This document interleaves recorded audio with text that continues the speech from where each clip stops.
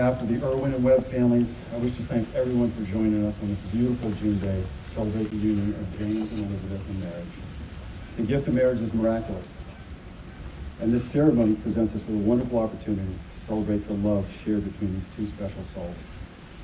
Today is also a celebration for the rest of us, for it is a distinct pleasure to see love in full bloom, and to participate in the union of two individuals so perfectly suited for one another.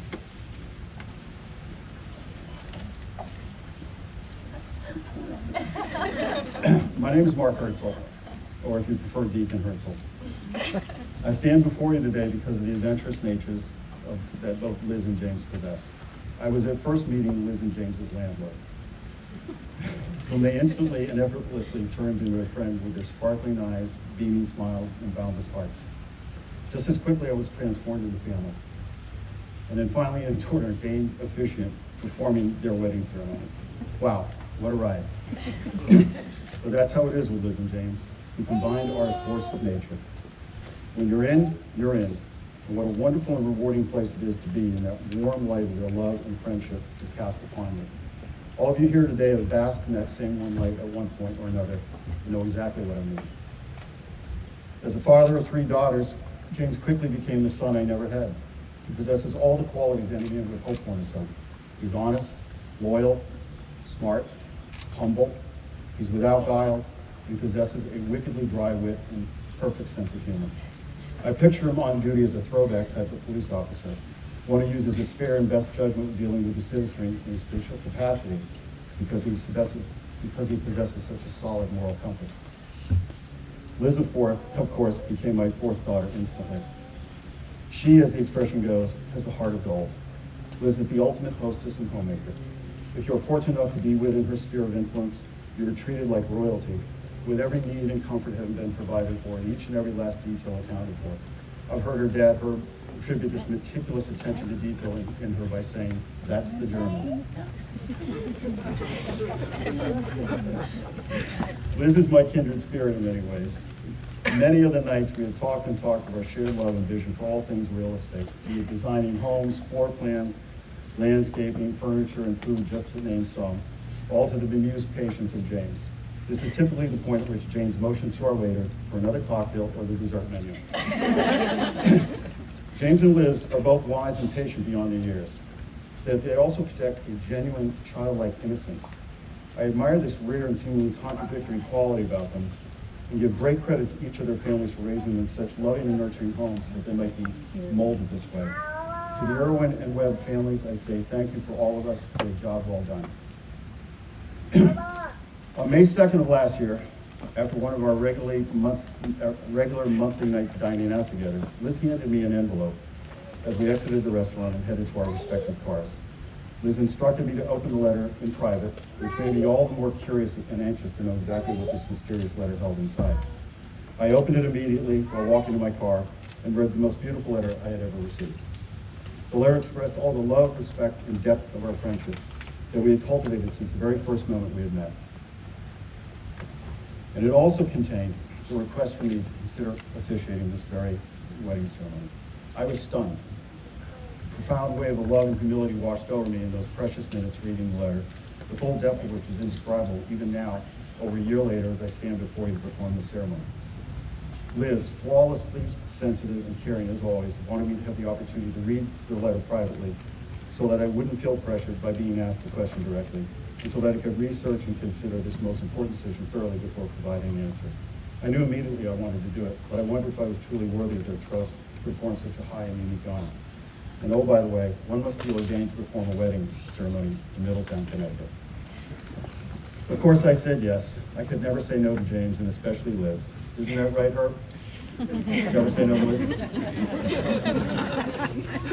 What do you think, Nat? I agree. It's a running theme. The famous poet Robert Frost once said of love, "Love is the irresistible desire to be loved irresistibly." So let's get started. It's time to marry these 2 irresistible people.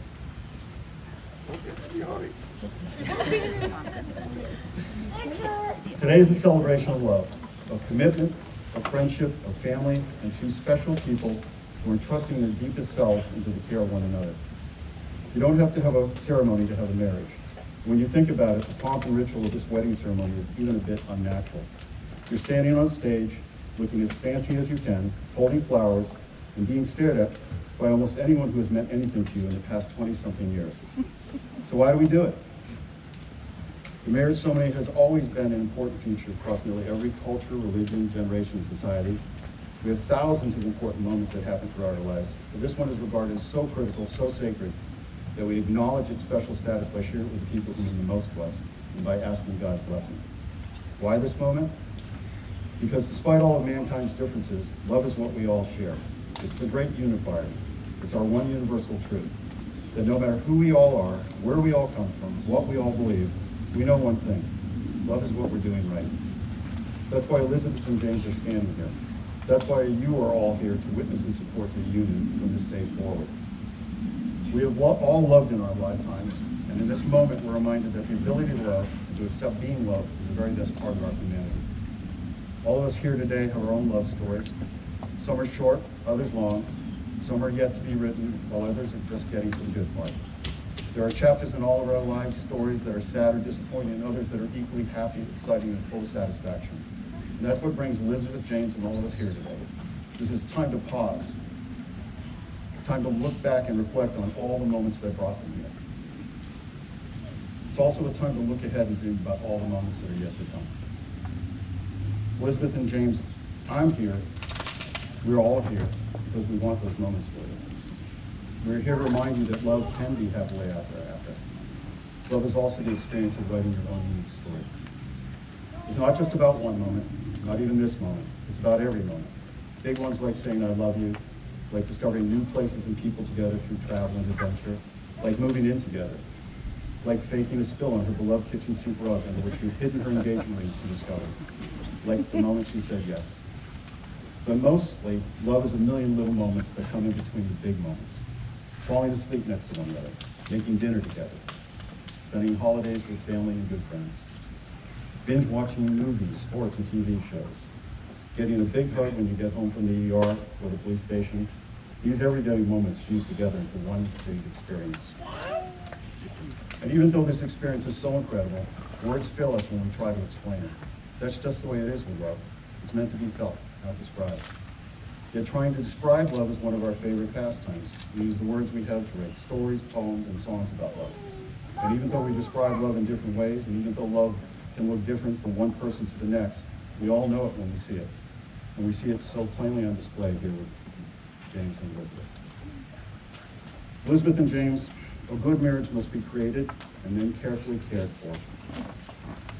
In marriage, the little things are the big things. It is never routine to hold hands, too routine to hold hands.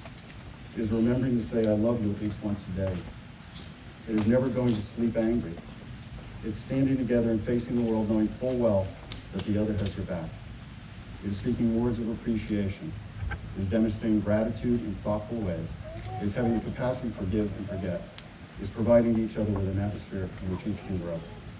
It is a common search for the good and the beautiful, and it's not only about marrying the right person, it's about being the right partner. I'll now read a passage from the Gospel according to John 4:18. There is no fear in love, but perfect love casteth out fear, because fear hath torment. He that feareth is not perfect in love. I'd like to now take a moment, and I could ask everyone to reserve a moment of silence and reflection as we acknowledge those loved ones who are not here today, most especially James's parents, April and George Webb.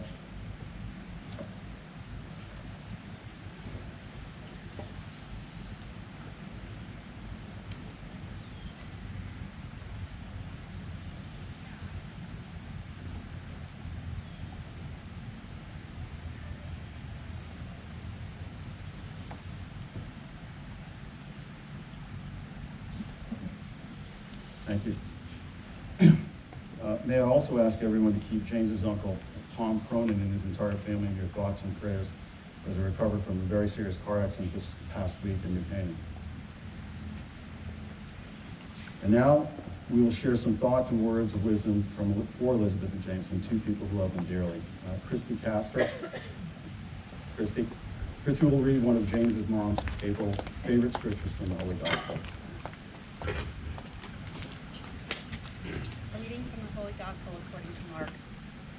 said, from the beginning of creation, God made male and female. For this reason, a man shall leave his father and mother and be joined to his wife, and the two shall become one. So they are no longer two, but one. What therefore God has joined together, let no man put asunder.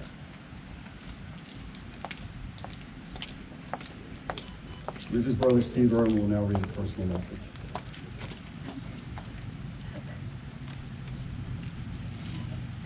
You have known each other from the first glance of acquaintance to this point of commitment. At some point you decided to marry. From that moment of yes to this moment of yes, you have been making promises and agreements in an informal way. All of those conversations that were held riding in a car or over a meal or during long walks, all those sentences that began with "when we're married" and continued with "I will" and "you will" and "we will," those late night talks that included "someday" and "somehow" and "maybe," and all of those promises that are unspoken matters of the heart. All these common things are the real process of a wedding. The symbolic views that you're about to make are a way of saying to one another, you know, all those things we've promised and hoped and dreamed, I meant it all, every word. Look at one another and remember this moment. Before this moment, you've been many things to one another: acquaintance, friend, companion, lover, and teacher. Now you shall say a few words that take you across a threshold of life. For after these vows, you shall say to the world, this is my husband, this is my wife.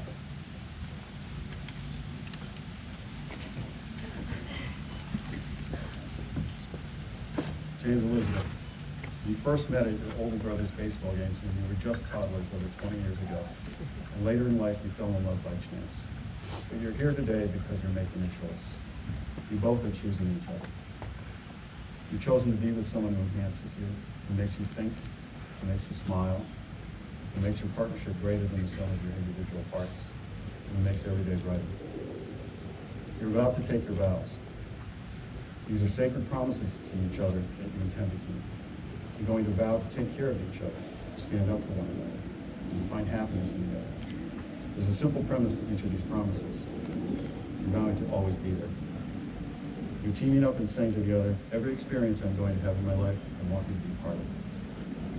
Now, James and Elizabeth have written vows for one another that they wish to share. Okay.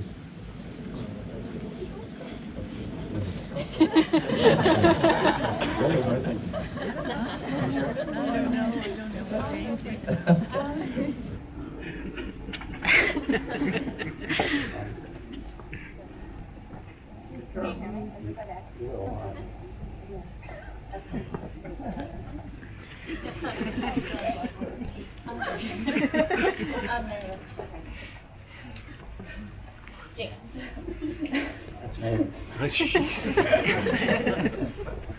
Today I stand here promising to stand next to you for the rest of our lives. You are my favorite person, and I choose you to be my partner in life. I choose you to be my forever travel partner, your best friend, your partner in crime, and a super cool wife. I promise to be ready for the venture that lies ahead and stand beside you for the sunny days and the stormy skies. I promise to always be your biggest fan, support you in all that you do, and pick you up when life knocks you down. I promise to be open and honest with you, even if it takes me right before we go to sleep to get the words out. I promise I'll say I'm sorry when I'm wrong, even though we know I rarely am. I promise to be the best parts of me that fit perfectly with the best parts of you. I promise to stop forcing you to watch Friends and Big Bang Theory if you stop forcing me to watch Game of Thrones. I promise to go to Ravens game with you every season and console you when they lose. I promise to learn how to speak at a normal decibel when we go to restaurants and in general. I promise to try to make you laugh out loud every day. I promise to be more sympathetic when you think you're sick and take care of you when you're old. I promise to keep you on your toes because life with me will never be boring. And I promise to keep updating these as we go on, because one set can't cover a lifetime of growing and changing with you, of one day raising children with you, and falling in love with you every day, which is what I promise you to do for the rest of our lives. Okay. It's a lot to live up to. It's gonna be tough tomorrow. Yeah, it is. Yeah. Liz, it's been almost 6 years since we first went on our first date together. And here we are 6 years later, where I said we would always be. From sitting in our cars for hours listening to country music to traveling the world together, I've been lucky enough to fall in love with my best friend. Today, I make these promises to you, which I will never break. I promise to respect you, love you, treat you as an equal, and always keep you safe. I promise to give you the best life that you deserve and have all the cabinets full of all the newest goldfish, Snapple, and supplies. I promise to support you when you're weak and give you strength when you have none. I promise I will never let our sense of adventure fade or our love for each other fade. You are my best friend, my support system, and everything I could possibly want out of this life. I love you more than I could possibly tell you. Thank you for saying yes. Wait to kiss the bride. Elizabeth and James, I ask, now you're facing one another, but I ask that you hold hands, please. Join hands. James, will you, James Robert Webb, in the presence of God, family, and friends, take Elizabeth Grace Emily Irwin as your wife, as your favorite person to laugh with you and to cry with you, to cherish her in this life and the next, to go on adventures with her, to support her through life's tough moments, be proud of her, grow old with her, finding reasons to love her every day, be a faithful partner in sickness and health, in joy and in sorrow, in life as well as death, to love her unconditionally and to honor and respect her. Oh, yeah. I don't have to repeat that, right? Liz, will you, Elizabeth Grace Emily Irwin, in the presence of God, family, and friends, take James Robert Webb as your husband, as your favorite person to laugh with you and cry with you, and cherish him in this life and the next, to go on adventures with him, to support him through life's tough moments, to be proud of him, grow old with him, find new reasons to love him every day, be a faithful partner in sickness and health, in joy and in sorrow, in life as well as death, to love him unconditionally and to honor and respect him. I do.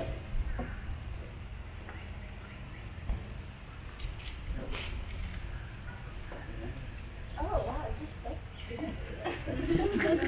That's okay.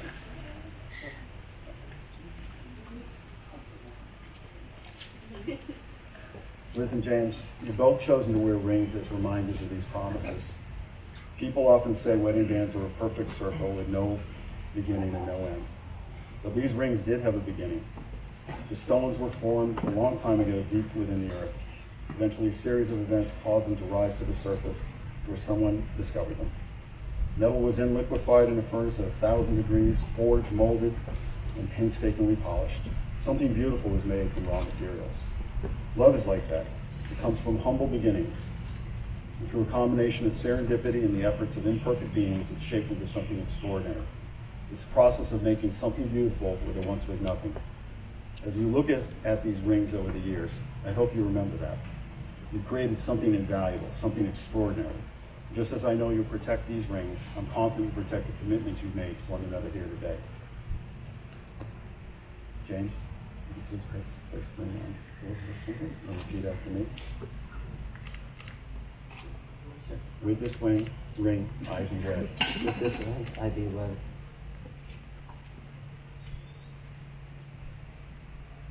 Elizabeth, would you place the ring on James's finger and repeat after me?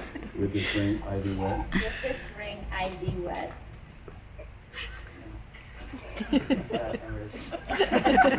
By the power vested in me, by the town of Middletown and the county of Middlesex, I now pronounce you man and wife. James, you may kiss the bride.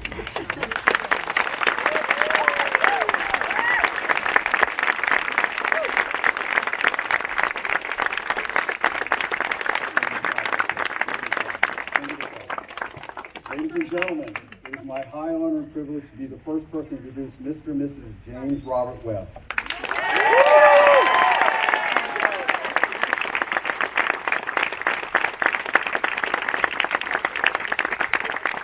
I'd like to thank everyone who's taken part in making this day so memorable and to offer special recognition to our wonderful flower girl and ring bearers Eva, Colin, and James, and to the person that I love and who inspires me most, my fiancée Tina. Thank you.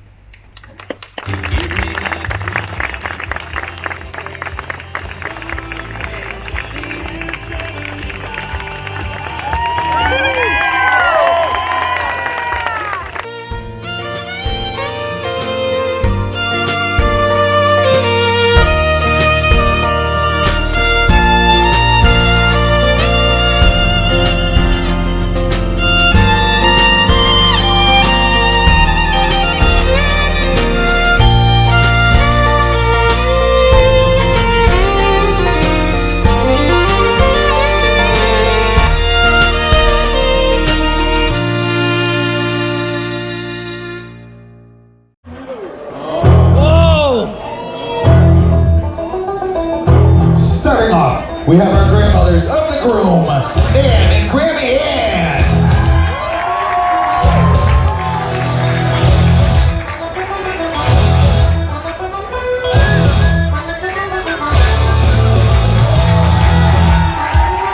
Get it!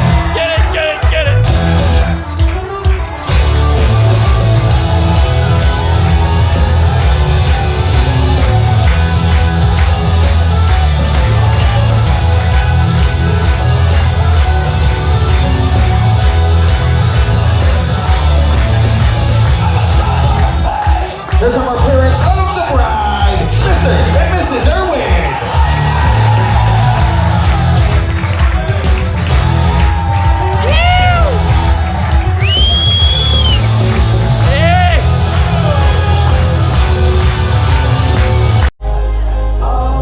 And now our bridal party. Hey, I got my drink and my juice, that's my drink. Give it up for Victoria Gray. That's my drink and my juice, it's on, it's on. And I'm home, get the Patron and tell them that it's on. I got my drink and my juice, that's my drink. Daniela Joe. And my juice, that's my drink. And my juice,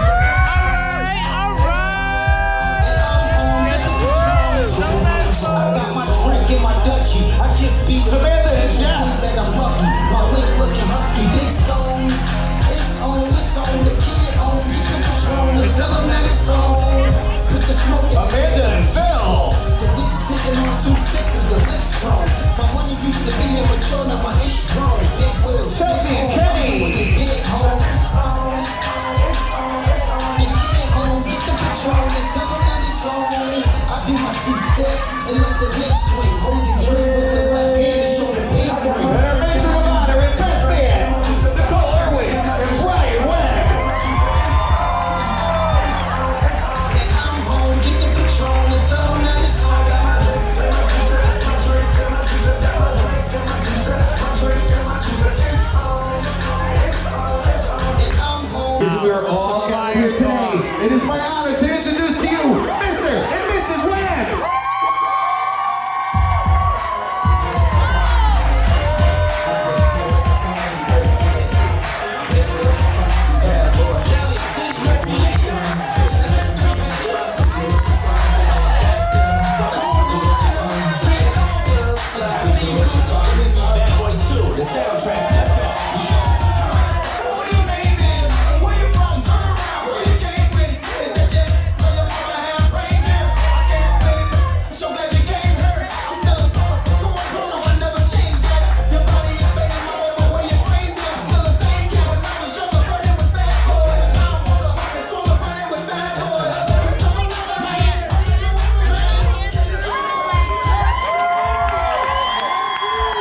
And I would ask you please remain standing while they share their first dance.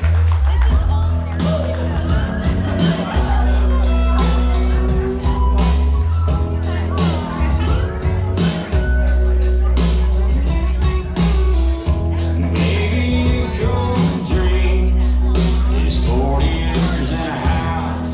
Porch going all the way around.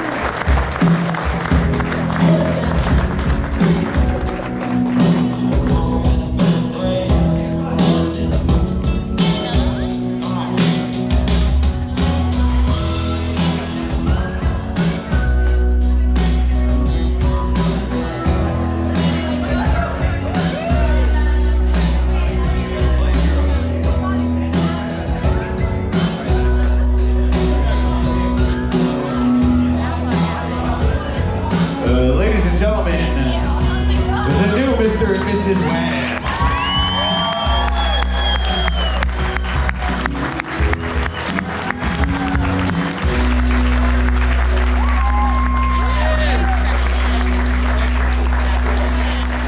At this time, you may take your seats. In my eyes, happy tears I can't hide on your wedding day.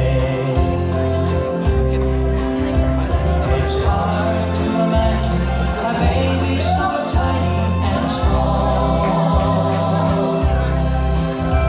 is now a young lady of beauty so pretty and tall. I know you love me in your wedding dress and bouquet. When you walk down the aisle, your husband on your wedding day. Your mother, she nursed you through many a heartache and pain. And if you were to ask her, she'd do it all over again. She's watched you grow into the woman that you are today. She's so happy and proud of her daughter on her wedding day. It's hard to imagine a baby so tiny and small. He is now a young lady of beauty so pretty and tall. I know you love in your wedding dress and bouquet. When you walk down the aisle with your husband on your wedding day.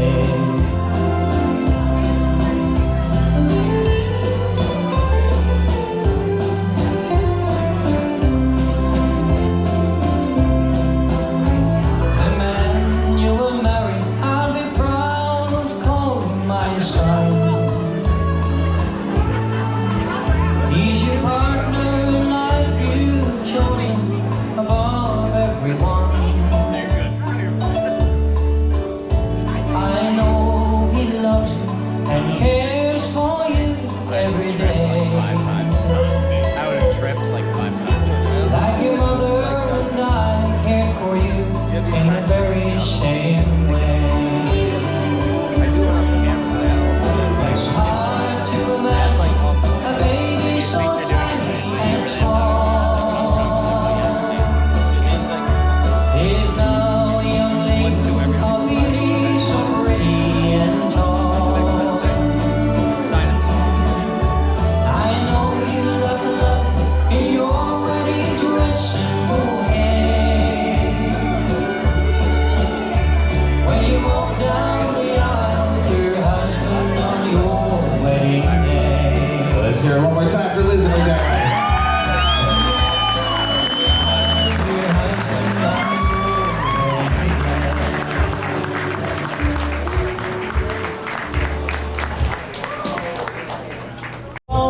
wedding day.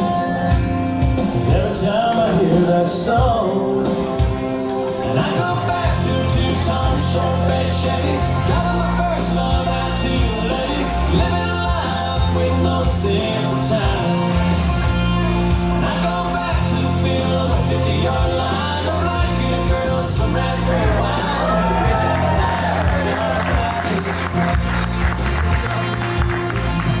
Every time I hear that song, I go back,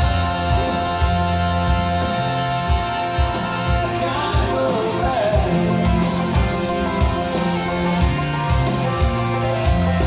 I used to rock all night long to keep on rocking me, baby. At frat parties, college bars, just trying to impress the ladies.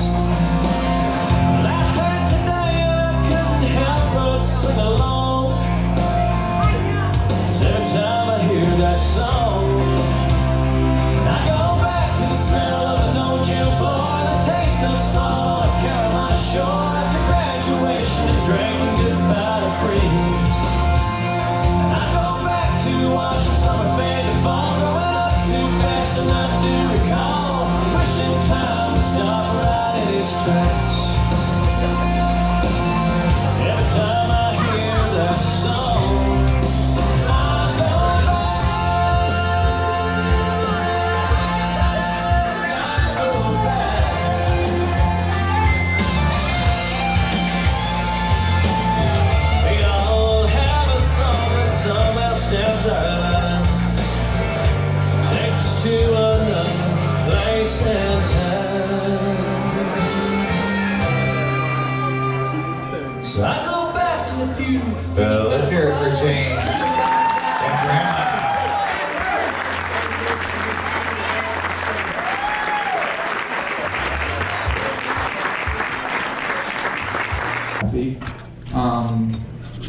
it's no secret that we're missing a few people here tonight, which is sad. But, you know, I think those people who are missing, it's important to remember that they would really want us to have an amazing time and celebrate with James and Liz. I mean, we have a beautiful venue. Mark's speech was just absolutely amazing. The weather is gorgeous. I mean, we are going to have a great time. So it's going to be amazing. Yeah. Awesome. On the back of that, I'd really like to thank Herb, Kathy, obviously Liz, putting in so much tremendous effort to make tonight happen, and the staff here. So let's give them a round of applause. Thank you. James helped a little, he said, and he just whispered that. He did nothing. He honestly, my next line was going to be how I am the best man. My name's Brian. Nice to meet you all. I never received a formal wedding invitation, guys. This is not a joke. I was over my grandmother, who we, Nan, and I'm like, Nan, me and Elena are trying to figure out where to go, all this, and she's like, well, Brian, your wedding invitation is right here under my mat. And well, that would have been great to have months ago, but James, I understand you're getting married and you're saving money, so that's fine. Good for you, sir.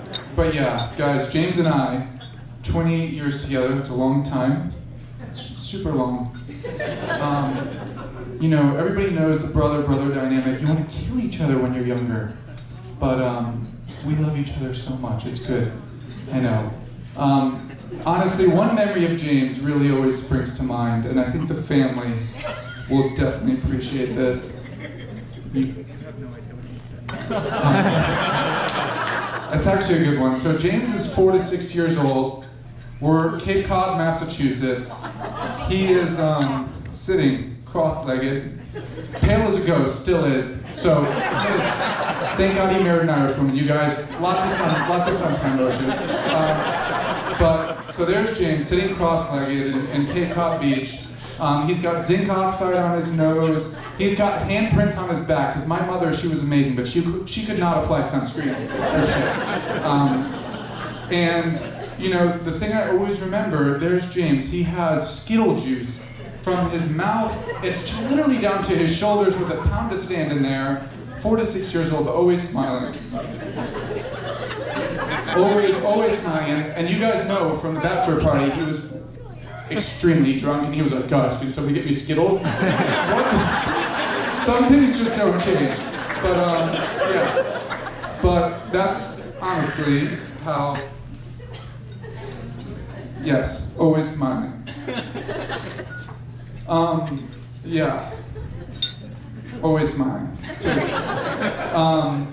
But obviously, you can't always be happy, but James and I grew up with amazing, always in the woods, under Nan's tutelage, right? Ice water and fresh air was what Nan wanted for us 24/7, so we were in the woods a lot, shooting paintballs, chasing one another, lighting things on fire. It's amazing we even live to this day, but what really impresses me about James, when we went through some tough times, he was really a source of strength for me.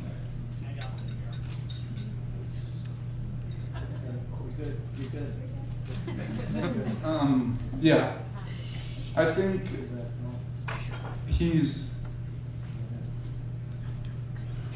but seriously, he's always an immense source of strength, and I have so much respect for you. Awkward because I don't say it much. But seriously. And then, fast forward to Liz. Who honestly I have so much love and admiration for. I knew James was heading in the right direction when he started dating Liz, to be honest. And Mark said so many amazing things that really resonated with me. I think the both of you, when I look at your relationship, it's wise beyond its years. You guys encourage each other so much, which is amazing. You support one another. You guys just have a lot to look forward to, which is great. I mean that. And I would propose a toast, but I love you next.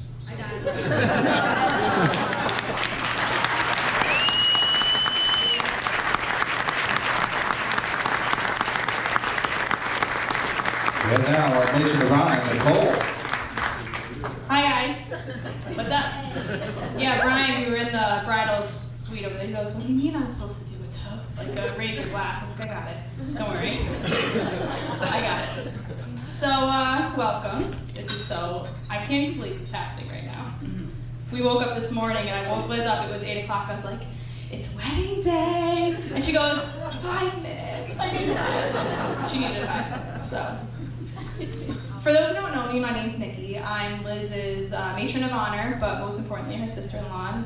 She's my best friend.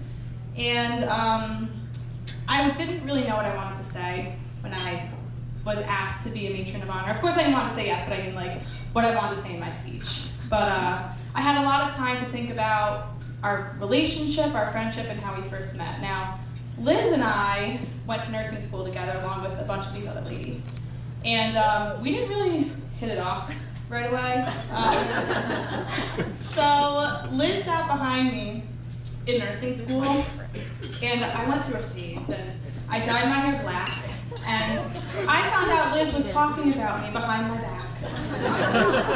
And I just looked at her and I said, well, you know what? That's the girl who wears her older brother's sweatpants to class every single day. So how dare her make fun of me for dyeing my hair black, right? So, which if you know Liz now, her obsession with Lululemon, I think we're past that. But anyway, we fast forward about 2 years to our junior year, which I guess is considered like our prime time. You know, we all became close, we realized we had mutual friends, and we started to bond, and we realized we had common interests, we kind of lived near each other, and we became very close. So much so that she let me marry her brother, which is probably against every single best friend rule.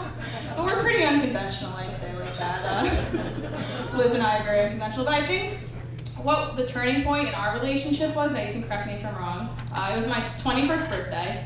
Where's Michelle? Michelle, where are you?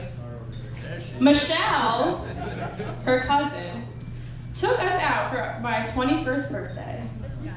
And long story short, I only have one friend in this world who has helped me while I was sick, who was being sick herself.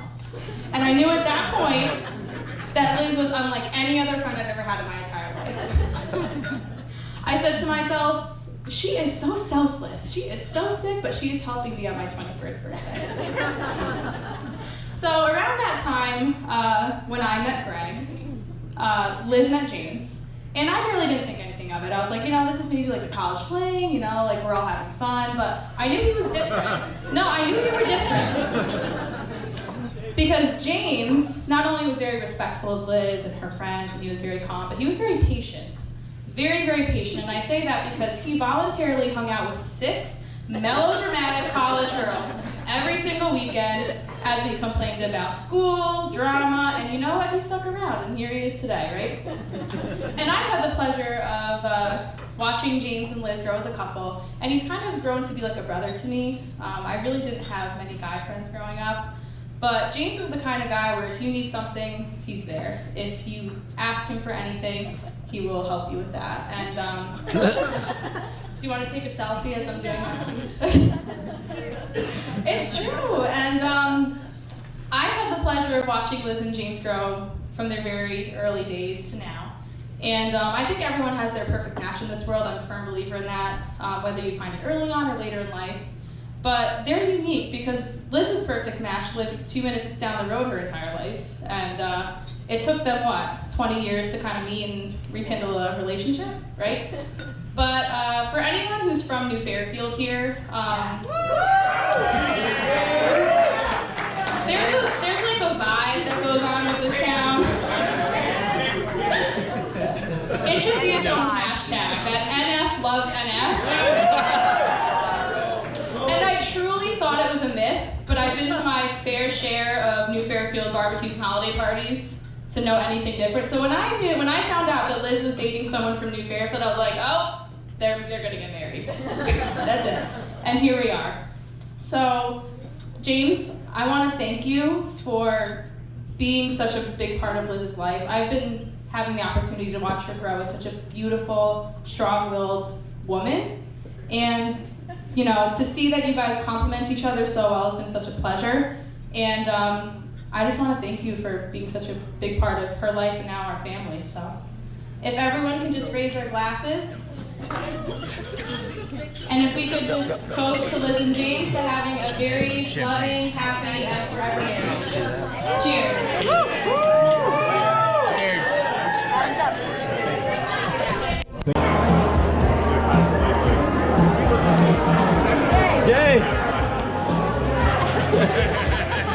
God, he's good. She wears my ring and tells friends she's going to marry me. Best of all, she tells them all she's happy as can be. Oh, lovely me. Well, I don't know what she done to me. There's no smiles and sympathy. Care for home, I'm the after all.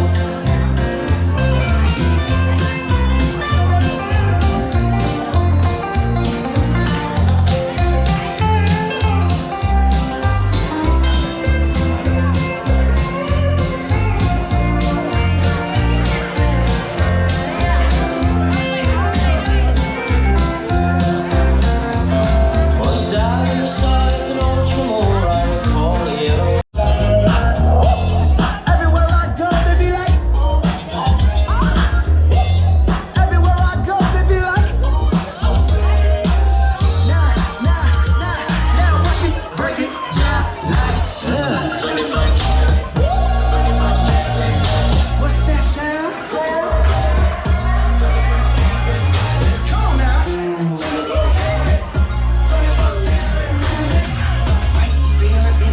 Feeling just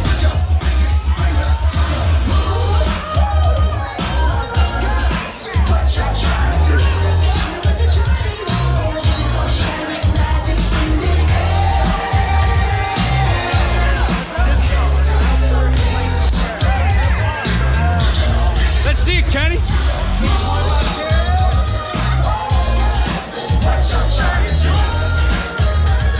How was those sandwiches?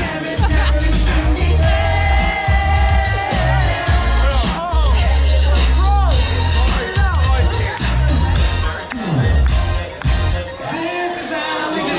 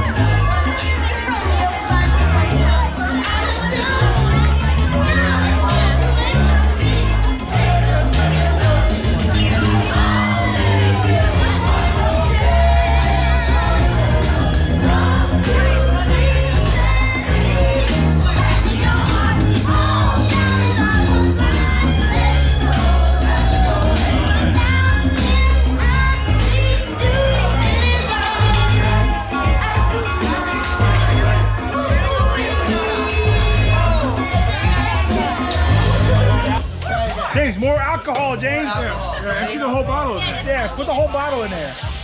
More!